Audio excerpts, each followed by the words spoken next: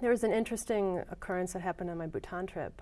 We were in this very remote village, and there was a woman in the village who it sounded like she was dying, or she was very ill, and she was about 2 weeks away from just the nearest town, and she'd have to take these really remote mountain passes just to get to a town. And so there were no doctors, there was no help for her, and it sounded like she had something where if she could get to a hospital, she could potentially, her life could be saved.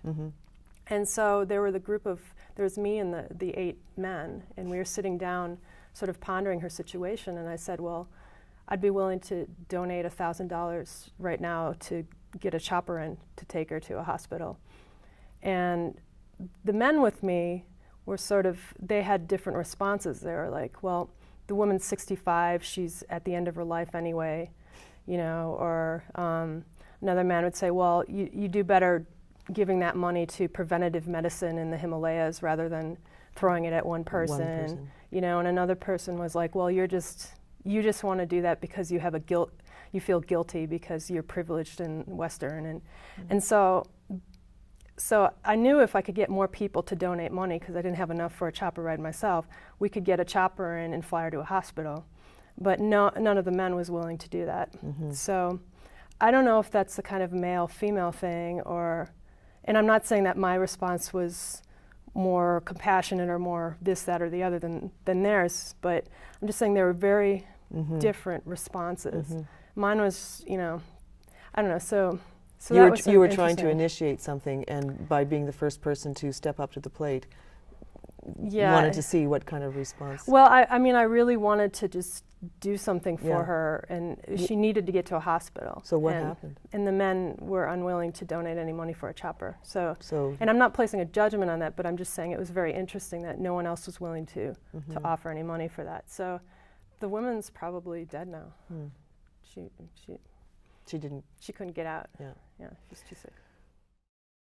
I mean, I have had several pretty frightening situations.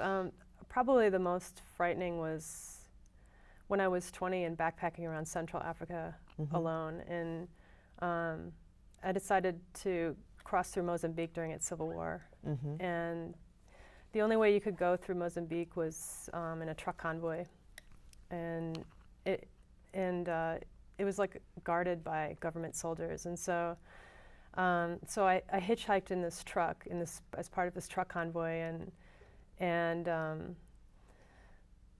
the truck I was in was just really run down, and the driver warned me. He said, "I'll take you through the war zone, but you should know that my truck has been broken and it breaks down a lot, and there's a possibility that something could happen." So we were in this truck convoy passing through, and through the rebel territory, and sure enough, our truck broke down. And of course. Yeah, it wasn't as much of a problem for the driver because he was a man, but because I was like this 20-year-old girl, like in the middle of like this rebel territory, and this war had been raging for 17 years. I was just really an anomaly, and so some local government soldiers. It's sort of hard to explain, but there's no real loyalty between the government soldiers and the rebels. They sort of change sides all the time in this situation, and they're mostly kids or teenagers and armed. And so you're kind of at the mercy of these people. And so they saw me and basically decided that they wanted me. They wanted to gang rape me. And so I was taken to this building by the Zimbabwean border. I was really close to the Zimbabwean border, but anyway, I was taken to this building, and they were sort of,